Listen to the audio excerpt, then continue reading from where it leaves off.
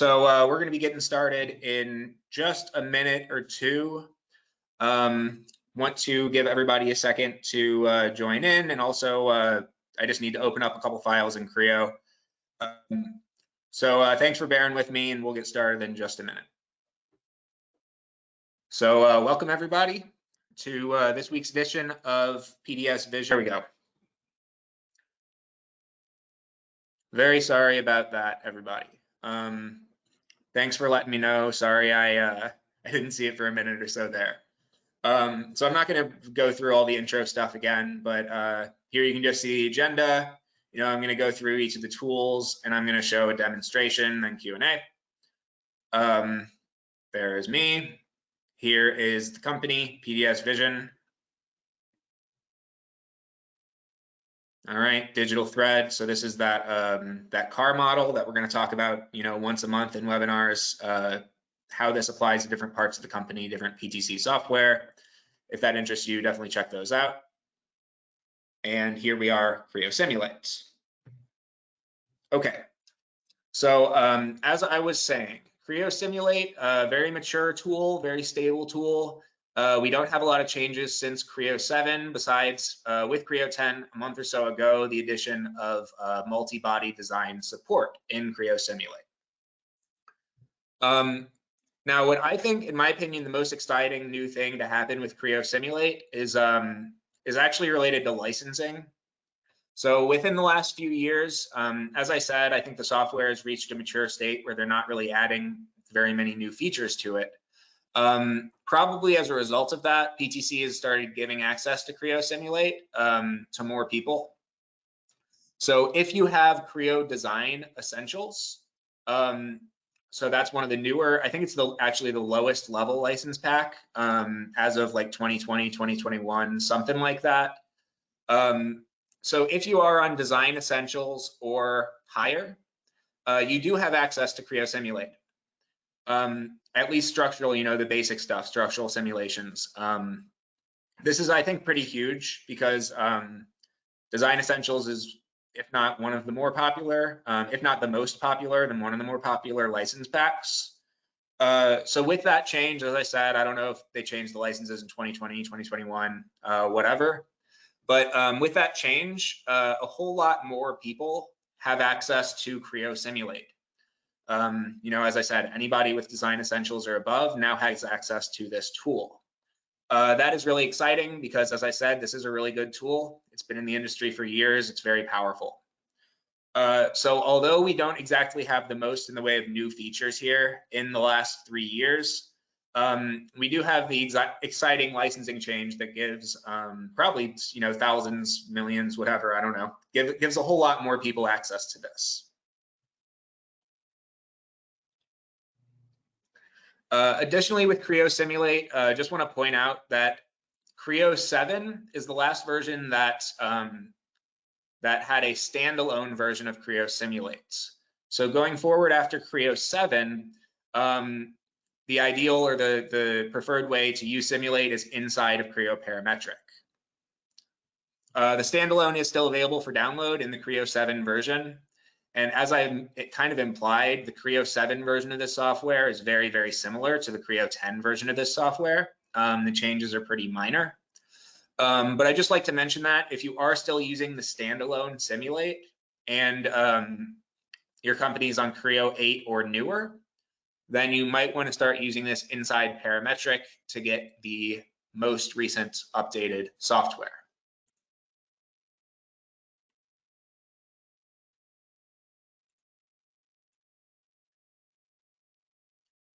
I see some of you have some questions on this. I just wanted to let you know I saw them and I will get to them. I'm just going to answer all the questions here at the ends after the demo, just going forward. Of course, if there's something like my screen not showing, then I'll get to that right away. And don't hesitate to, you know, submit questions as you get them. Just want to let you know I didn't miss them. I'll get back to them. Okay. So I'm going to move on to talk about Creo Ansys. And I think it's going to make sense once I talk about this, why Creo Simulate doesn't have as much new stuff lately. the reason for that, I'll just say it.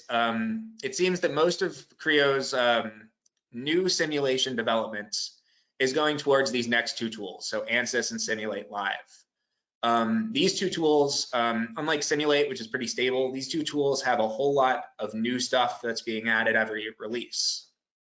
So hopefully, by going through this, not only are you going to learn the new stuff in these two tools, but you're going to understand the difference between these three tools and what the pros and cons are for each. So Creo Ansys, this is going to be similar to Creo Simulate. The main differences, there are two main differences. Number one, Creo Simulate has been around for longer. So as a result, Creo Ansys does not have as much in the way of features. If you look at the screen right now, I'm just going to point out some of the bullet points on what's new in Creo Ansys and Creo 10. We have nonlinear contacts, nonlinear materials, combined structural and thermal studies. Those three bullet points, just for example, have been in Creo Simulate for years. Essentially, what's happening with Creo Ansys is it's a newer software, so every release they're adding more and more features, and essentially they're catching it up with Creo Simulate. They're adding stuff to Creo Ansys that is in Simulate, not in Ansys yet. They're kind of catching this software up. If you look back to Creo 9, you'll notice once again, bearing load, deformed versus undeformed shape, detect shell pairs. Again, these are all really great features that have been in Simulate for years. So that's difference number one, is essentially this software is newer. It doesn't have as many bells and whistles. Now, the other difference is the core technology behind Creo Ansys is different than the core technology behind Simulate. Creo Ansys, as is implied, uses Ansys's solver. So currently that's the Ansys 22R2 solver. And the way that it refines a mesh is fundamentally different between the Ansys solver and Creo Simulate. Creo Simulate uses P refinement, whereas Creo Ansys uses H refinement. So now, which is better? Is P refinement that Simulate uses, or Ansys H refinement, which is better?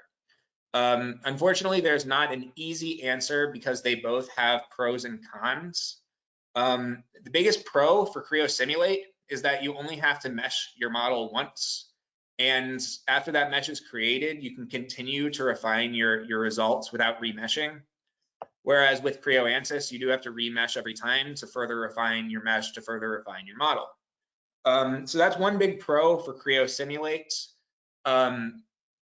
Both of these will do better in certain situations, but I will say that in general, Creo Ansys's technology is probably going to be a little bit more accurate. So if you're looking for the reason why to use Creo Ansys, even though it doesn't have all the bells and whistles yet, is that the core technology here is probably going to be more accurate in a lot of scenarios. It's not as simple as saying it's always going to be better. But in general, I think most would agree that the core solver here in Creo Ansys is more impressive. So yeah, hopefully that gives you a good idea of the difference between these two. Just to reiterate, Simulate has been around for longer. It has more bells and whistles, and it's very good. A lot of people have access to this that didn't have access to it 2 or 3 years ago, which is very exciting. PTC is not going to retire Simulate anytime soon. So this is still being supported. They're fixing bugs, etc., but they're not really adding much in the way of new functionality. To compare that with Ansys, Creo Ansys is very new. It was just added in Creo 7. That's when it was first introduced, and it lacks some of the bells and whistles, but they are adding new stuff all the time to catch this up to Simulate. The way that they work, like the core technology, is different between the two, but one might say that Creo Ansys's core technology is better in some scenarios, more impressive, whatever. And going forward, I think that it's likely that PTC puts a lot of their effort into continuing to add new features to this. And eventually they will probably retire Simulate. I don't know if and when that's going to happen. But I mean, Simulate has such a big user base, and as I said, you know, that P refinement technology is different. I don't think that they will do that anytime soon. PTC has given no indication that they're going to stop supporting Simulate. They've just, you know, kind of indicated that most new development will be on Creo Ansys.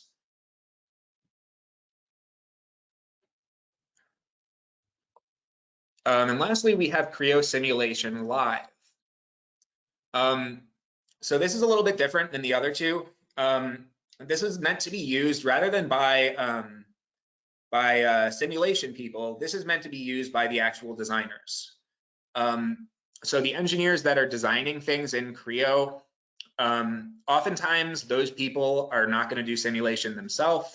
They'll send it out either to another part of their company or to just an outside, you know, third party to do the simulation work. Creo Simulation Live is meant to be used while you're designing the part. It's meant to work very, very quickly, and it's meant to update with changes you make in the parts. So compared to the other two tools, this is really a different one because it'll run much, much faster, and it's going to be more applicable for engineers to use as they're designing. Creo Simulate Live, I want to say it was added in Creo 5 or so, maybe Creo 4. Just to compare this to the other two tools, Creo Simulation Live is generally going to be less accurate compared to something like, you know, 1 to 3% error. I'm just, you know, I'm not making these numbers up, but I'm kind of making these numbers up. You know, compared to Simulate or Ansys, which you're going to have very low errors around 1%. Simulation Live is going to have still generally low errors, you know, maybe 3 or so % for stresses, but you're going to have bigger errors for deformations, maybe something like 8%. Again, don't take these numbers as facts, but the point I'm trying to get across is that Simulation Live is going to be less accurate, but the benefit is that it runs very, very, very quickly, you know, maybe 100 times faster than the other two tools. Again, I'm making these numbers up. But I have, you know, I've run tests, I've seen tests. Something that'll take multiple minutes will run in Simulate Live in a couple seconds. So again, this is mainly for engineers to be used on the fly to quickly get an idea of how a design will behave so they can make design changes to it. So Simulate Live has had a whole lot of new features added throughout the last 4 years as well. We'll notice with Creo 7, they added flow analysis, transient thermal studies. In Creo 8, you get steady state fluid analysis. Creo 9, you get divide surfaces, so surface regions, and you get preliminary vector support. New in Creo 10, you have kind of advanced support for velocity vectors in fluid results. You have all strain types supported. You have contact simulation support. Pretty huge there. And additionally, this was also updated to the new Ansys solver. Creo Simulation Live uses a meshless Ansys solver, which is how it's able to run so fast, but the core technology here is Ansys as well.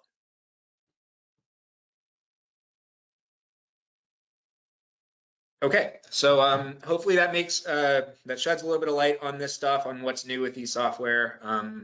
You know, what the uses are for each, how you can, you know, how you can compare them, what their pros and cons are. So I'm going to go ahead and jump into Creo and show a few examples using each of these 3 different tools. So here we can see I am in Creo 10. I just have a very basic part here. It's just a block with a rod going through it. I did make this using multi-body design. So we can see that central body, it's distinct from this outside body here. And I'm gonna just pull this into Creo Simulate. As I mentioned, the preferred way to access Simulate nowadays is gonna be inside Creo Parametric itself. So Applications, Simulates. If you have Design Essentials and you don't have access to this, so if you do have a Design Essentials license and Application Simulate is grayed out, or for whatever reason you're not able to get in here, that's likely just either a licensing thing or a missing software kind of thing, but either way, that's a really easy fix. So if you think you should have Simulate, but this is grayed out, as I said, anybody with Design Essentials, just contact us at PDSVISION. I'll be able to really quickly check those two things, figure out what's going wrong, and get you into Simulate. Okay. So Simulate, as I said, been around for a very long time, and you have a full suite of tools available to you. I'm just going to keep this relatively simple and show the new functionality with multi-body integration. So in general with simulation, I like to think of this as a 5 required step process. We're going to need to apply our constraints. So essentially control how this thing can move. We're going to apply our loads. So control the forces that this thing is exposed to. We have to apply a material. So for us to realize how this will behave, we have to know what it's made of. We have to define our mesh. Although this will happen automatically with default settings if we do nothing. So I guess it's not really required, but if we want any kind of customization, it's going to be required. And lastly, create idealizations if necessary. This model is simple enough. We're not going to use any idealizations. So we're just going to go through those first 4 steps. So I'm going to apply a force to this top surface. Oops. Forgot to add a magnitude there. This is just going to be a force going downward. And I'm going to constrain this bottom surface here of the other body. I'll just constrain this in all directions so it can't move. I want to point out really quickly, if I just go into Refine Model, these 2 bodies are going to be bonded together. So it's like they're super glued or they have a perfect bond along this pink surface. I can change how that behaves. I can make it a real connection with friction if I would like. No problem there.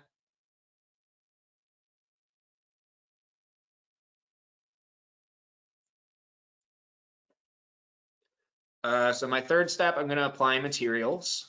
This is now much easier because of multi-body support. So what I can do is I can just select bodies. I can assign a specific material to each body separately very quickly and easily.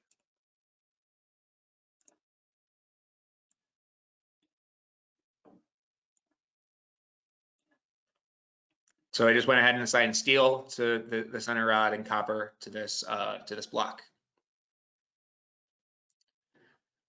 Now, lastly, I'm going to refine my mesh. This is another thing that's now much easier because of multi-body support. So we'll notice if I generate the default mesh here, we have some very large elements. We'll notice that we just have a few elements here. That's generally not very good. I want to make this mesh a little bit finer, so I'm going to get more accurate results.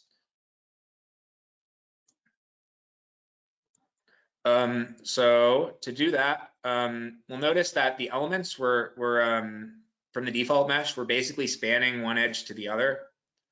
So I'm just going to measure how big that is. So the distance between these 2 sides is 500 inches. I made this really big. I don't know why, probably should have made it smaller. But that implies that the default mesh is making elements that are about 500 units big, and we don't want that. So I'm going to add some mesh controls here. So I'm just going to set a maximum element size, and it's now really easy to do this for each body individually. Multi-body support, this is something that just makes it something that makes it save a lot of time, I would say. So I'm going to say for this outside body, our maximum element size is maybe 120. And then I'm going to do this again for the inside body. I'm going to say maximum element size here is 60. Now I'll go ahead and rerun that mesh. And we'll see that we have much smaller elements than before. And additionally, on the inside body, our elements are going to be much smaller. So we get a higher resolution results. And as I said, multi-body, especially for more complex models, this is going to save us a lot of time as far as refining our mesh. So I will go ahead and save this mesh. And I'm just going to run a really quick static analysis here. Just do a single pass adaptive because we are not really concerned with the specific numbers of the results. I just kind of want to show what it's going to look like.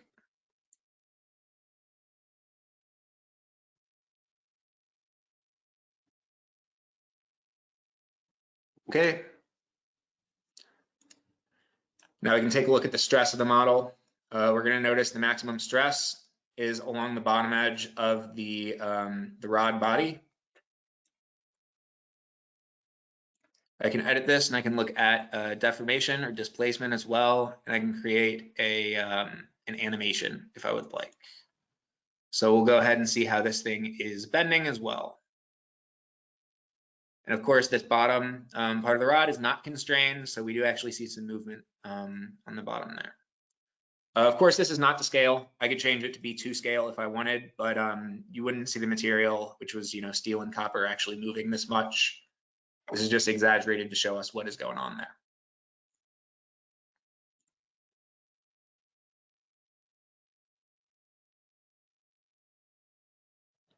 Okay, so that's Creo Simulate. As I said, very big toolkit, lots we can do here. The software has been around forever, and a whole lot of people have access to it. If you are one of those people that does not have access to it, but you should, I would definitely recommend using this, playing around with it. It is a very powerful tool. With that being said, I'm now going to jump over to Creo Ansys. This is just Creo 10 once again. We're going to access Creo Ansys, going to Applications and Ansys Simulation. Creo Ansys is not going to be available to you with Design Essentials. You'll likely have to purchase this separately. But as I said, it is probably, in my opinion, the most exciting. And of course, that's subjective, but in my opinion, the most exciting package that we have access to here. They're adding new stuff to it all the time, and the core technology is really, really good. So I'm just going to run a quick thermal study here.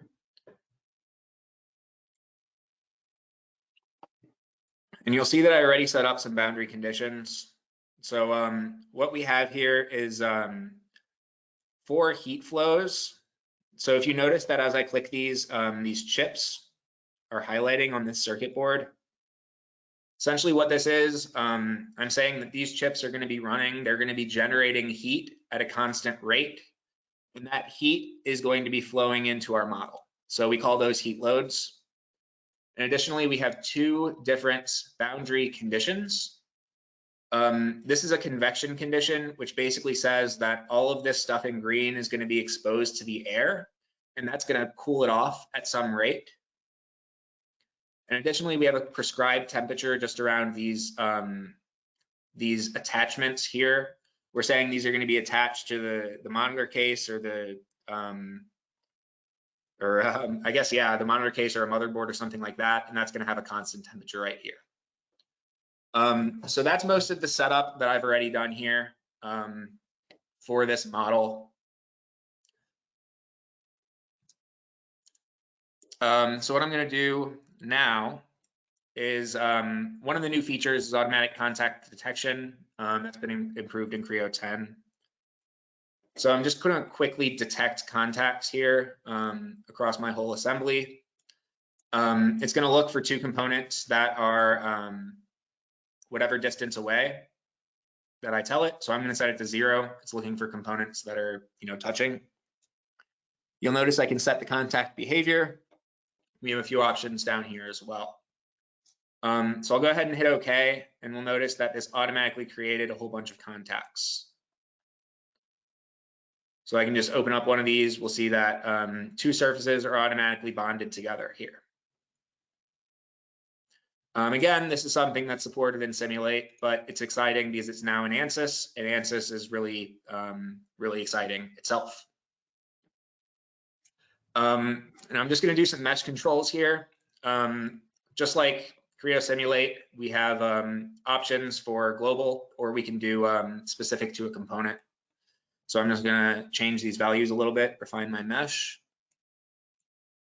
And then additionally, we're doing a local mesh refinement. Local mesh size 1 millimeter. I did just apply that local mesh across the whole assembly. Yes, that kind of defeats the purpose, but just for demonstration purposes, keeping things simple. And then I will generate mesh.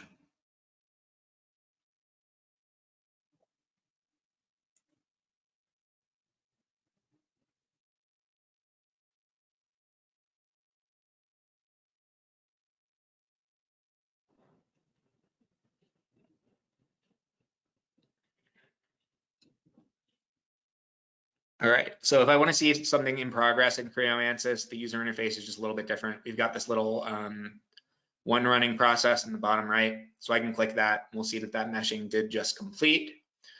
So that is all good. Okay. Now I should be good to go. I'm going to go ahead and run this.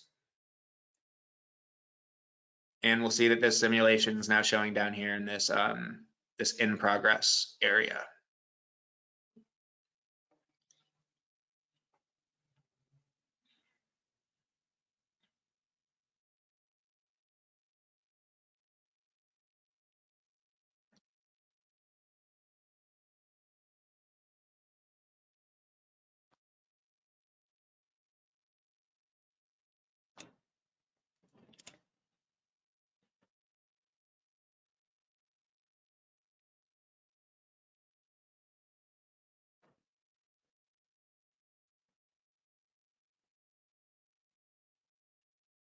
So as far as new stuff in Creo Ansys, the big exciting things in Creo 10, I would say, are nonlinear materials, nonlinear contacts. These are pretty huge, and this is the reason a lot of people were still in Creo Simulate. Anybody that was using nonlinear materials, wasn't supported in Ansys, so you had to use Creo Simulate. Now we have nonlinear support here in Creo Ansys, very exciting. Additionally, we have nonlinear contacts here in Creo Ansys, also very exciting. And the third, I would say, really exciting thing in Creo 10 is combined thermal and structural studies. So after I run this thermal study here, of course, I'll show that certain parts of this are much hotter, certain parts of it are not as hot. I can see how that is going to affect the structure as well. As you may know, when something is hotter, it expands. So if this is locked in place structurally and this thing heats up, this entire board is going to grow and expand, and it's going to cause stresses on the board itself. So that's an example of a combined thermal structural. We're going to have a lot of heat here, and we want to see how this thing is going to actually bend and change form. All right, so it looks like our results just finished. So I'm going to go ahead and show my temperature results. We can see my max temperature here showing at about 129 degrees Fahrenheit. And additionally, if I want to kind of investigate here, I can click on certain points and see what the temperature is going to be.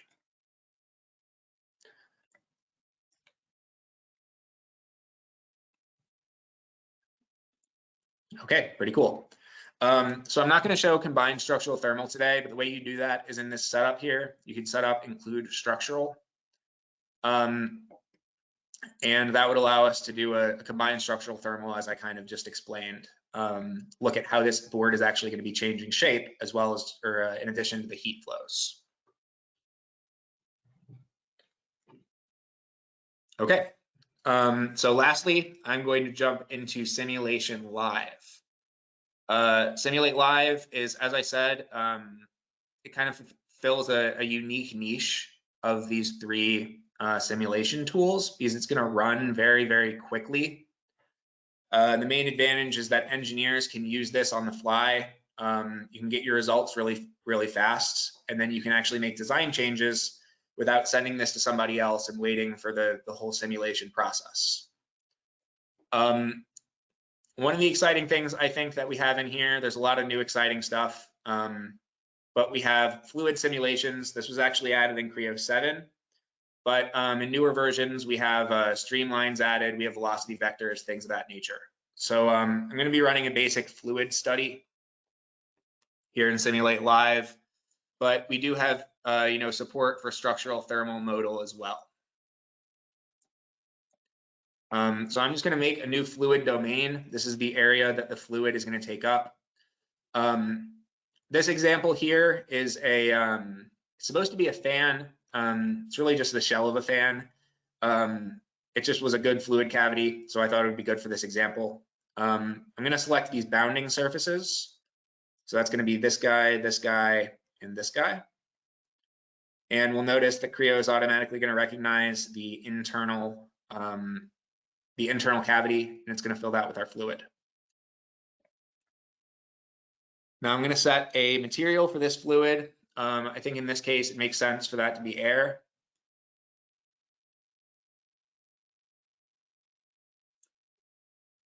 And I'm going to set just a few boundary conditions.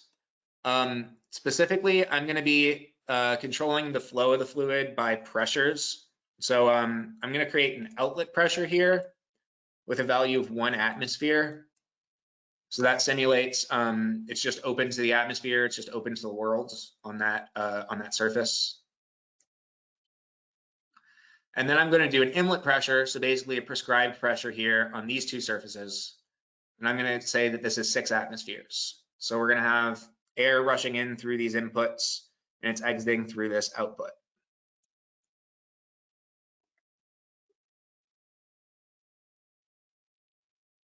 Okay. Now I'm going to click Simulate, and the main thing to notice is that this is going to happen really quickly. This is a fluid simulation, so it'll still go slower than a structural would, but you'll notice immediately we're getting results. We didn't have to generate a mesh. We didn't have to refine that mesh. We didn't have to wait for potentially hours for the simulation to run. We're immediately getting results. These results are going to refine themselves. You'll notice that this legend is still changing a little bit over here. They're going to refine themselves over the course of 30 seconds or so. You can see it's converging now on a value, probably getting pretty close to the the correct values here.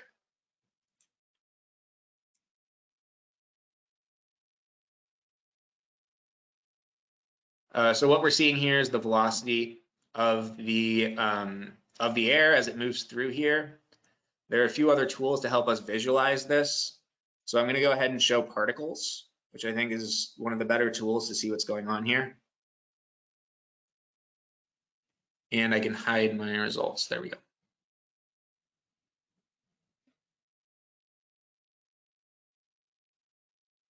So we can see what's actually going on here. Of course, the air is rushing in through these openings. Maybe it's taken a little bit to render properly, but we can see that it's kind of spreading out across here, but moving very slowly on the right side of my screen. And as it gets towards the output, it's moving much more quickly. I can also change the options. So if I go to particle options, I can change their sizes. I can change the step size, etc. So to customize this how I'd like. Additionally, we can see velocity vectors are available. That's new in Creo 10. We have streamlines as well. We have cut planes. All sorts of tools to help us visualize this on the fly. Very cool.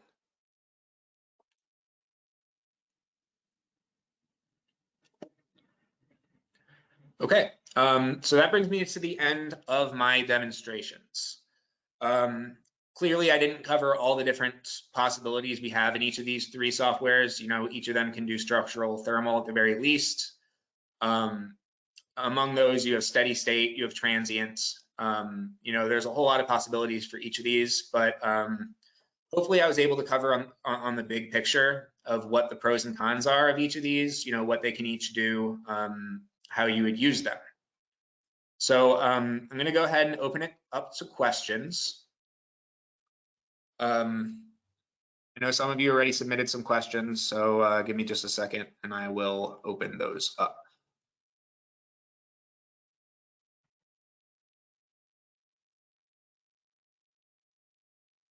Okay, so first question. Is there a web page that would show the improvements from Creo Simulate 6 to 7? The answer is yes. So I'm just going to pull open my web page. I'll show you how to do this. Okay, so or wait, I will do Firefox because I'm already logged in there. So I'm just going to go to ptc.com's support page. If you have an account for ptc.com, then you can get to it through just the support.ptc.com. I would definitely recommend creating an account on ptc.com. There's a lot of useful stuff here.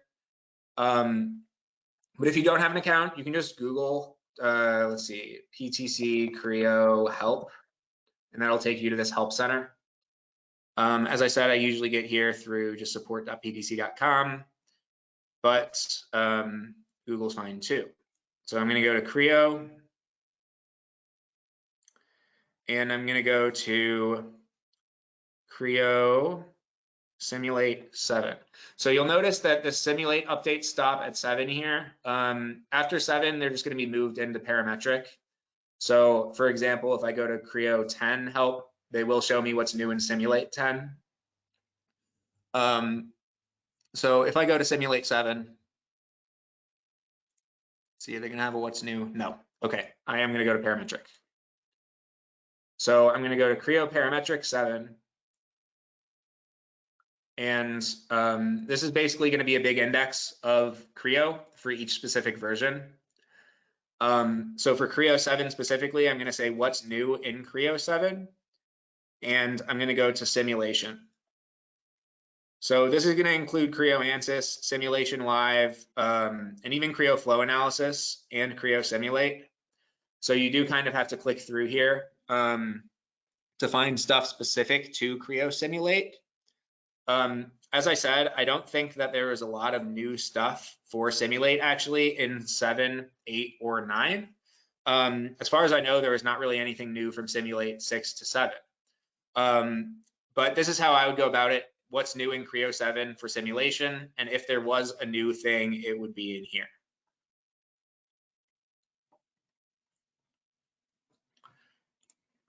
So similarly, just to show, what's new in Creo 10. So if I go to the Creo 10 help page, what's new Creo, and then simulation. This is where we'll have all the new features, and we can see Creo Simulate support for multi-bodies, which, as I said, is one of the few upgrades that they've made to Simulate itself since Creo 7. So yeah, Creo help pages or PTC help pages, very useful for that.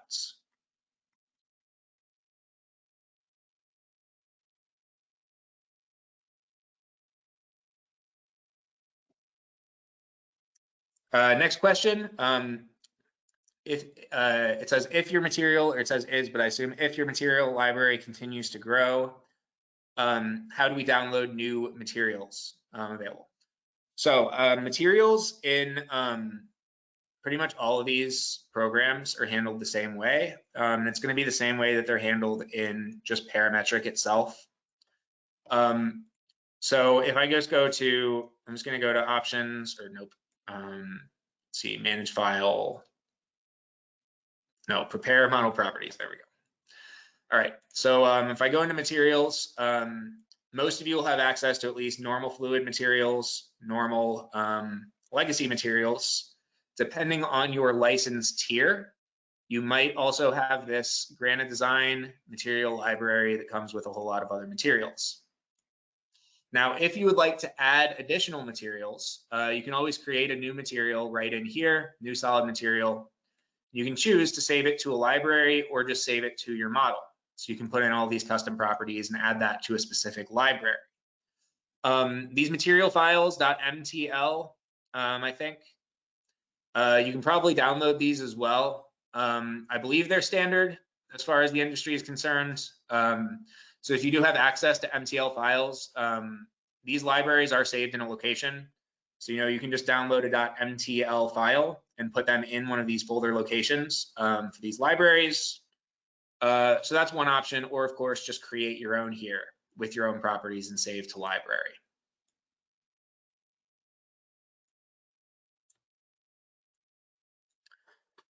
Next question, how do you acquire a Simulation Live license? Is it included with Design Essentials?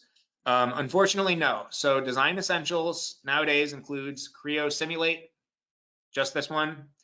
I'm not sure, to be honest, if there are any packages, like higher tier packages that come with Creo Ansys or Creo Simulation Live. There could be. As far as I know, for the most part, Simulate Live and Ansys are still sold separately. So if that's something you all are interested in, then you could reach out to us if we could get you a trial license to try these out. But as far as I know, they're still sold separately as add-ons to your base Creo seats. All right, let's see. Can you make explosion of bodies in the result window in Simulate? That's a good question, and that's something that I actually have not tried yet since I got Creo 10. So we can test that out really quick. So I'm going to go into results. I can do display location, and yes, I can do bodies. Very cool. So just going to select this body. Okay, and show. And yeah, we can do bodies. Multi-body support does extend into results. That's really nifty. That's awesome. Very glad they added that. Okay. And let's see, I think last question, unless I missed one, let me know, is either Ansys or Simulate getting the ability to check weld strength against structural codes? Ansys add-ons such as EDR, Medesso, and FE Weld by Weaver allow for that. So specifically with Simulate, so specifically, let's see. Oh, I've got results open. There we go. Okay, so specifically in Simulate, the weld functionality is not the most accurate, I have been told. So essentially, we do have this weld functionality here where we can create a weld, but essentially what this is doing is, again, as far as I know, it's mostly used to bond shells together. There is an option to create a weld feature from the Creo Weldment extension. And additionally, there are a couple workarounds as far as creating welds in Simulate that are accurate. There's a paper that you can find online that was actually written by the Army engineers. And the paper is, it's like an academic paper from the Army, and it's specifically about creating welds in Simulate and the best ways to do that. So the Army, they, I don't remember how exactly they recommend to do it, just on the top of my head, but I can find that paper and send it to you if you are interested in how welds are best handled in Simulate. But to answer your question, there's not one, at least in Simulate, there's not a way to do that with add-on tools that are going to be more accurate. No, all we have for welds in Simulate is these kind of workarounds that I can show you what the Army came up with. The Army paper says it's generally pretty good, generally pretty accurate, but clearly not going to be perfect. Now, as far as how Ansys handles welds, the answer is I'm not sure. To be honest, I have not messed around or I've not tried to model welds in Creo Ansys. It is not ringing any bells for me that this has been added, that there's a tool or support for external tools in order to make welds better in Ansys. But I could definitely be wrong about that because I haven't spent a lot of time thinking about welds in Ansys compared to welds in Simulate, which I spent a whole lot of time thinking about. So I can look into this, see if there's anything available, and let you know. So just in response to Leaf, I will definitely send you that Army paper on welds in Simulate, and I will let you know if I find anything on welds in Ansys.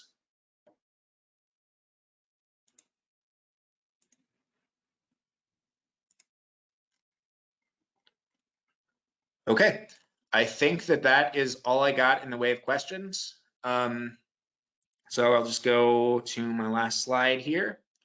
Thank you so much, everybody. Feel free to reach out to me anytime. My email is here on the screen. My name is Sevi. Email sbeaver@pdsvision.us. For any sales questions, whether that's training, software sales, whatever, reach out to sales@pdsvision.us. And lastly, this webinar will be uploaded to YouTube within a couple days. Feel free to check it out or check out any of the other webinars that we've done over the years.